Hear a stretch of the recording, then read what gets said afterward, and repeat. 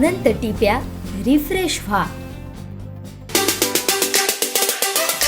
Flat संदर्भातील फसवणुकीच्या गुन्ह्यात तडजोड करण्यासाठी बिल्डरकडून 1 लाखाची लाच घेतल्याप्रकरणी सावंतवाडी पोलीस ठाण्याच्या सहाय्यक पोलीस निरीक्षकाला रायगड येथील लाचलुचपत विभागाच्या पथकानं रंगेहात ताब्यात घेतलं। या प्रकरणी अन्य एका पोलीस उपनिरीक्षकावरती तक्रार दाखल असून त्याला देखील ताब्यात घेण्यात येणार आहे। ही कारवाई आज सायंकाळी 6:22 सुमारास चक्क सावंतवाडी पोलीस ठाण्यात करण्यात आली। पोलीस कोठडीच्या इथे हा प्रकार घडत असताना सिने स्टाईल धडक देत लाचलुचपत विभागाच्या पथकानं रंगेहात कारवाई केली।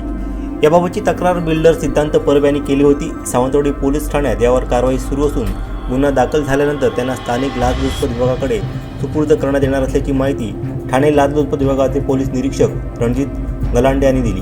ही कारवाई ठाणे लाचलुचपत विभागाचे पोलीस अधीक्षक सुनील लोखंडे व उपअधीक्षक अनिल गिरडीकर यांच्या मार्गदर्शनाखाली लाचलुचपत विभागाचे पोलीस निरीक्षक रणजित गलांडे, सहाय्यक पोलीस निरीक्षक विनोद जाधव, हवालदार महेश पाटील, कौस्तुभ मगर, विवेक खंडागळे, पोलीस नाईक सचिन आटपटकर आदींच्या पथकानं केली आहे।